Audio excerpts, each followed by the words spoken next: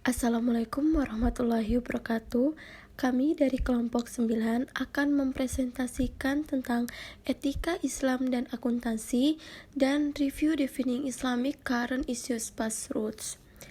Dengan anggota kelompok yang pertama ada Firly Kurnia Maulidini dengan NIM akhir 076, yang kedua ada Nanda Handayani dengan NIM akhir 077, yang ketiga ada Cici Nurmayangsari dengan NIM akhir 078, dan terakhir ada Muhammad Rizkiansyah dengan NIM akhir 079. Etika Islam dan akuntansi. Kata etika berasal dari bahasa Yunani ethos yang berarti watak, semangat, dan sikap sekelompok orang atau budaya.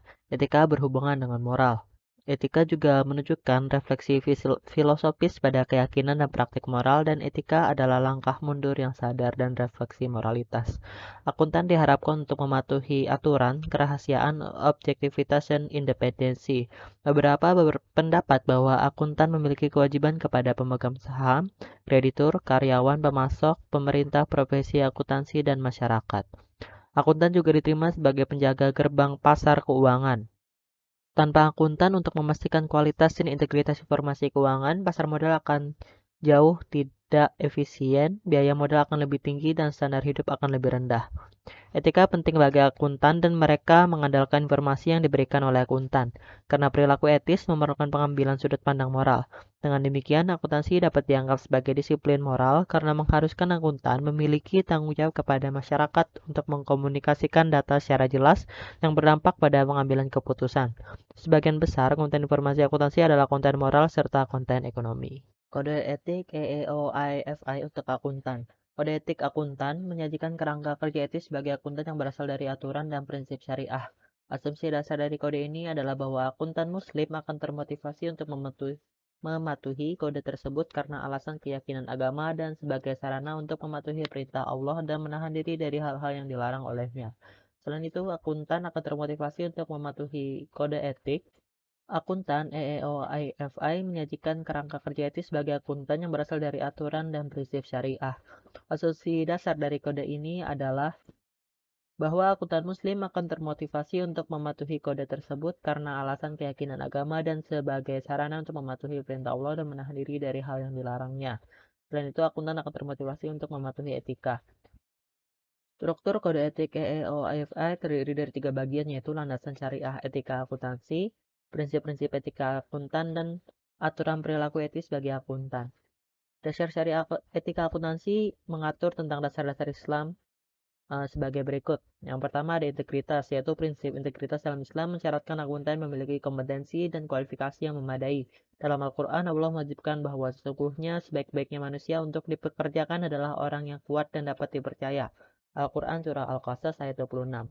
Yang kedua ada khalifah, umat manusia di bumi. Manusia hanyalah khalifah Allah di dunia ini dan akan dimintai pertanggungjawabannya atas cara dia memperoleh kekayaan dan bagaimana dia menggunakannya.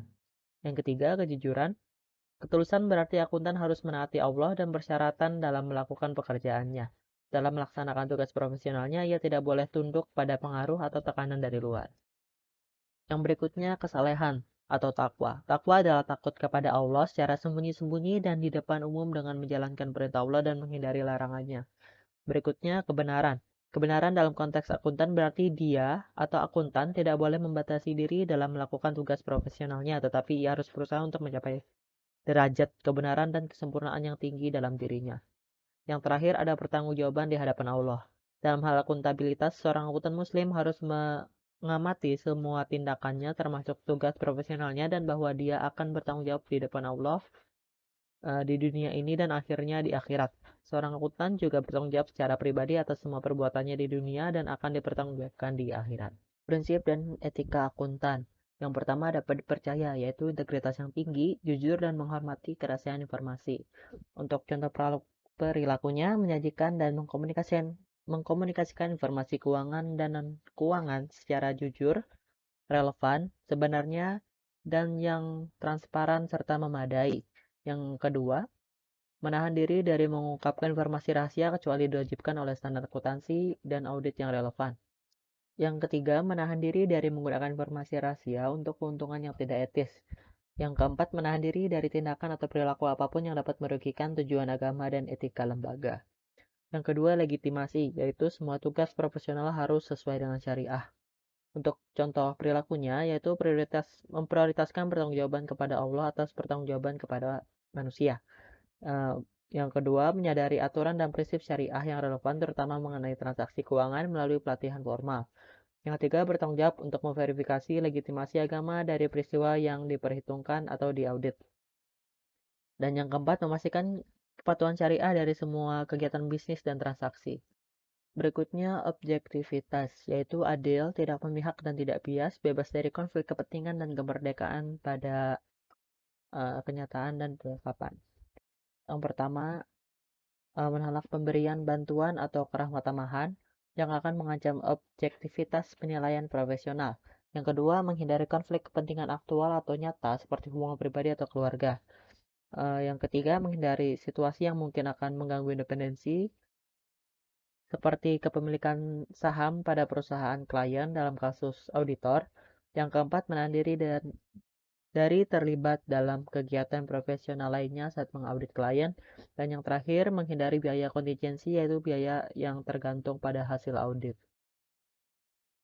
Yang keempat, kompetensi dan ketekunan profesional, yaitu melaksanakan tugas dengan tekun dan benar dan bertanggung jawab kepada Allah sebagai pertanggungjawaban yang utama dan bertanggung jawab pada manusia seperti pada atasan, profesi, klien, dan masyarakat.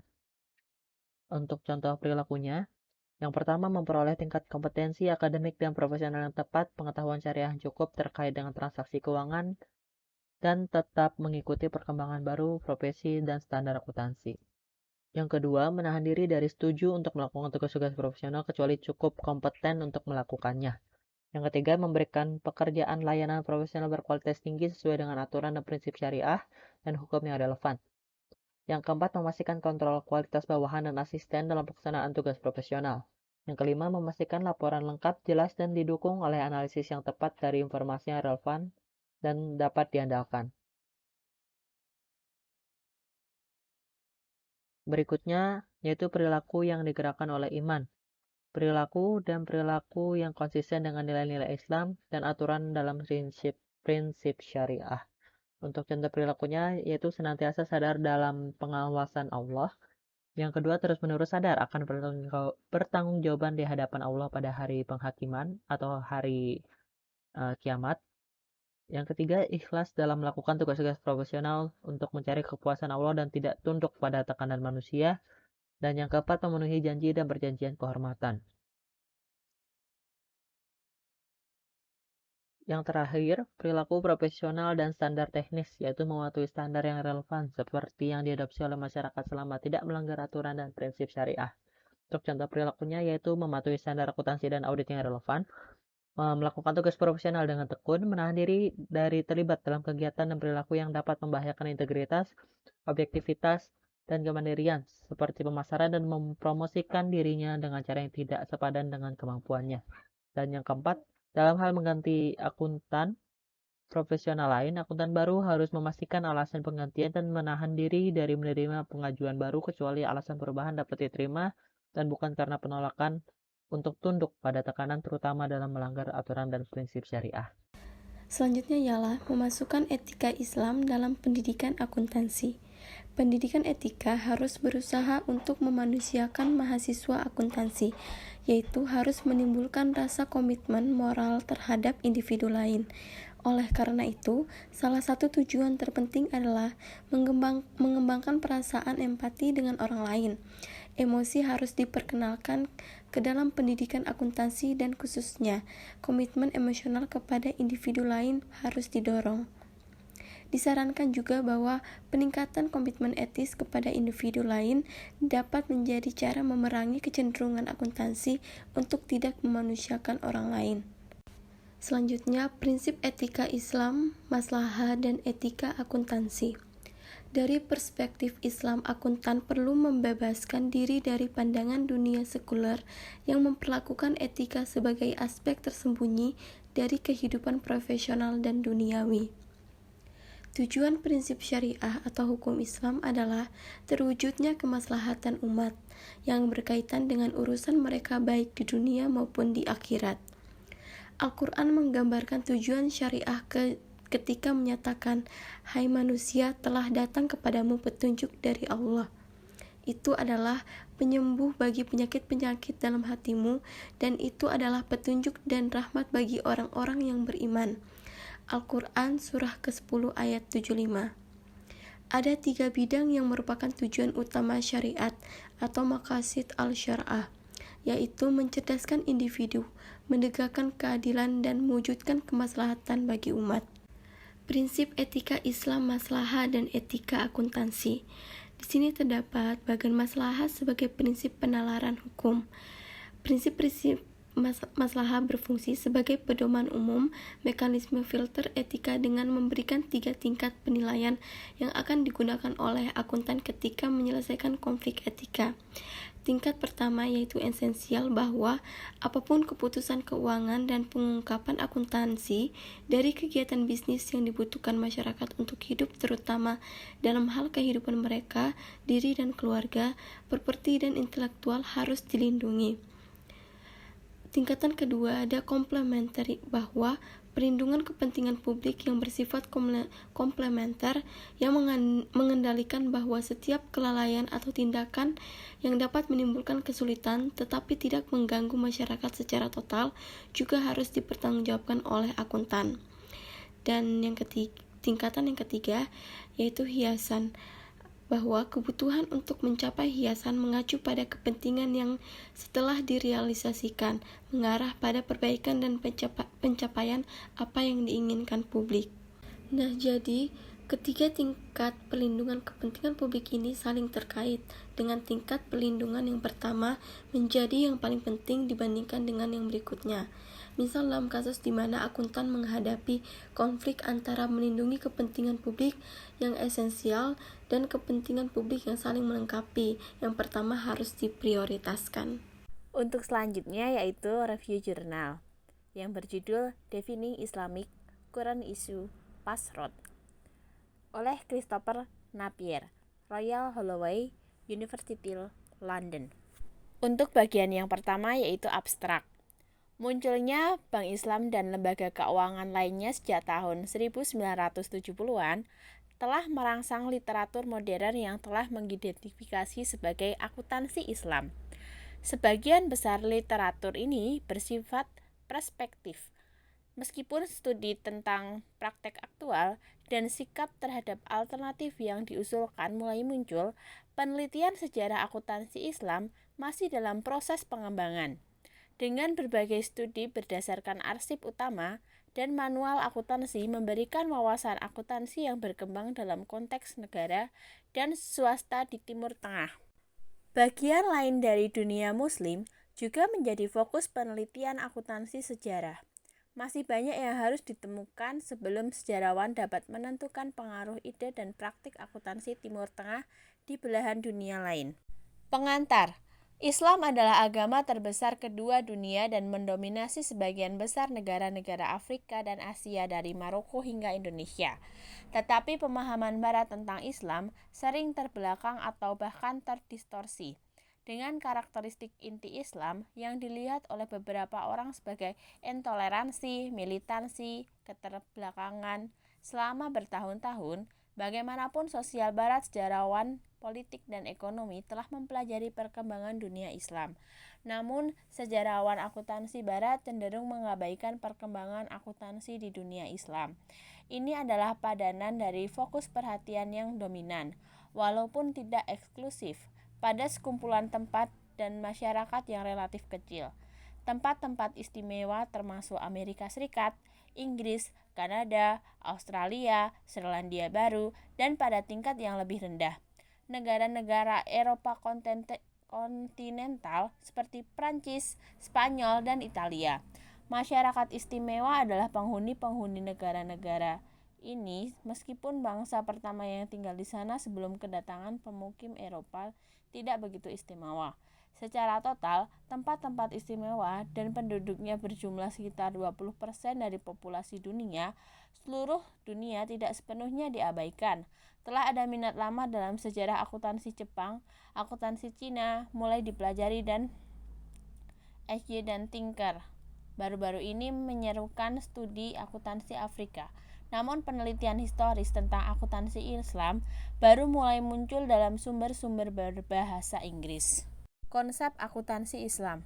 Akuntansi Islam dapat dipahami dalam arti religius dan sunnah.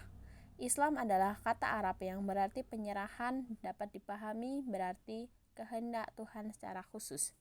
Menurut Baidown dan Willett pada tahun 1997 menyatakan bahwa ini memunculkan konsep akuntabilitas yang lebih luas daripada yang ada di masyarakat barat. Allah memperhitungkan segala sesuatu dengan cermat. Quran Surat An-Nisa ayat 86. Setiap orang bertanggung jawab kepada Tuhan pada hari pembalasan atas tindakan mereka selama hidup mereka. Penghakiman digambarkan dalam hal menimbang perbuatan baik dan jahat seseorang secara seimbang. Al-Quran Surah Al-Qari'ah ayat 6-8. Dengan perbuatan baik dan jahat yang dicatat dalam buku atau register, menurut Al-Quran Surah Al-Mutaffifin ayat 7-21, Allah telah mengangkat manusia sebagai khalifah Allah di muka bumi dan diberikan pengelolaan atas milik Allah, menurut Lewis tahun 2001. Sedangkan pertanggungjawaban utama kepada Tuhan tidak menghalangi pertanggungjawaban yang lebih sekuler kepada masyarakat, investor, pengusaha, dan lain-lain. Ini perlu dinilai dalam hal kemampuan mereka untuk mencapai pertanggungjawaban utama kepada Tuhan. Kata muhasabah berasal dari hisab, digunakan untuk merujuk pada perhitungan spiritual pribadi atau perbuatan baik dan buruk seseorang, dan akuntansi konvensional oleh individu dan organisasi, menurut Finlay pada tahun 1993. Selanjutnya yaitu literatur modern akuntansi Islam. Sebagian besar negara dengan mayoritas penduduk muslim baik diduduki sebagai koloni negara-negara barat atau sangat di bawah pengaruh barat sampai setelah Perang Dunia Kedua. Bagi umat Islam di seluruh dunia, hal ini menimbulkan dilema. Haruskah Islam berubah untuk mengakomodasi ilmu pengetahuan, teknologi, kemajuan politik, sosial, dan ekonomi yang terkait dengan barat? Atau haruskah mencoba memulihkan beberapa zaman keemasan Islam?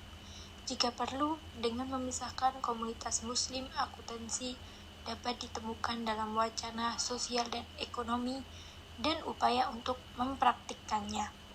Pada periode pasca kolonial, meskipun negara-negara yang belum pernah dijajah memandang hubungan antara agama dan masyarakat dengan cara yang sangat berbeda, mereka cenderung mengikuti praktik akuntansi barat. Pada abad ke-19, Kekaisaran Ottoman telah mengambil kode komersial dari Perancis dan kemudian dipengaruhi oleh praktik akuntansi Jerman. Penerusnya pada abad ke-20, Turki yang dengan sengaja mengadopsi kebijakan sekuler, melihat ke barat untuk praktik akuntansinya. Di sisi lain, Arab Saudi di mana interpretasi Wahabi tentang Islam telah mendominasi, masyarakat juga cenderung mengambil praktik akuntansinya dari barat. Beberapa negara seperti Pakistan dan Iran telah secara sadar mengidentifikasi diri mereka sebagai republik Islam dan bertujuan untuk mengadopsi hukum syariah Islam untuk semua aspek kehidupan manusia termasuk interaksi ekonomi. Studi oleh Al-Jalf 1996 tentang masalah akuntansi yang diangkat oleh transaksi murabahah, di mana bank membeli barang atas nama pelanggan yang mengambil pengiriman segera tetapi mengganti bank melalui pembayaran di masa depan lebih besar dari jumlah yang bank bayarkan kepada pemasok barang. Pemeriksaan oleh Al-Obji 1996 dan Hamoud 1996 tentang bagaimana Bank Islam harus mengukur dan mendistribusikan keuntungan dari kontrak mudorobah tersebut, di mana pelanggan bank berinvestasi di bank melalui pengaturan bagi hasil daripada deposito berbunga, dan tinjauan oleh Daud 1996 tentang bagaimana Islam bank memastikan kepatutan agama dari transaksi mereka melalui penggunaan Dewan Pengawas dan Penasihat Syariah. Selanjutnya yaitu akuntansi Islam, double entry dan difusi. Entry ganda atau double entry sendiri menunjukkan bahwa kesejajaran yang Z mengidentifikasi antara praktek-praktek Islam tertentu dan rekan-rekan Italia atau pusat jurnal penggunaan prasasti saleh pada awal buku rekening dan pernyataan, bukan bukti pengaruh. Mengikuti Liber 1968, ekstensi hubungan perdagangan antara Italia dan Timur Tengah dapat menyebabkan difusi metode bisnis tidak hanya dari para pedagang yang berlokasi di negara-negara Muslim ke rekan-rekan Italia mereka, tetapi sebaliknya. Kemudian metode double entry ini adalah bagian penting dari keterampilan pedagang. Ini memungkinkan untuk mengamati tidak hanya aliran nilai tunggal, tetapi juga sirkulasi kapital, dan memungkinkan untuk mencatat secara kuantitatif perubahan dan transformasi untuk mengontrol keberhasilan serta perkembangan bisnis. Selanjutnya yaitu terkait kesimpulan dari jurnal, yaitu literatur modern akuntansi Islam akan menyarankan tidak hanya bahwa ada pemikiran yang diartikulasikan dengan cukup baik tentang bagaimana ajaran Islam akan diterapkan untuk menghasilkan sistem pelaporan keuangan yang praktis, tetapi juga bahwa istilah akuntansi Islam menyediakan label yang nyaman untuk studi empiris dan praktik terkait masalah akuntansi yang berkaitan dengan entitas yang mengidentifikasi diri sebagai Islam. Istilah ini kurang nyaman bila diterapkan pada studi sejarah, di mana sedikit dari bahan arsip yang masih ada sejauh ini diperiksa menampilkan wajah Islam yang khas. Ini lebih berguna sebagai indikator tempat dan periode, tetapi penelitian di masa depan perlu menyelidiki dan mencari tahu seberapa jauh solusi yang ditawarkan untuk masalah administrasi dan perdagangan memiliki tanda tangan Islami daripada sekadar tanggapan praktis yang tidak pasti. Oke, sekian presentasi dari kami. Kurang dan lebihnya kami mohon maaf. Wassalamualaikum warahmatullahi wabarakatuh.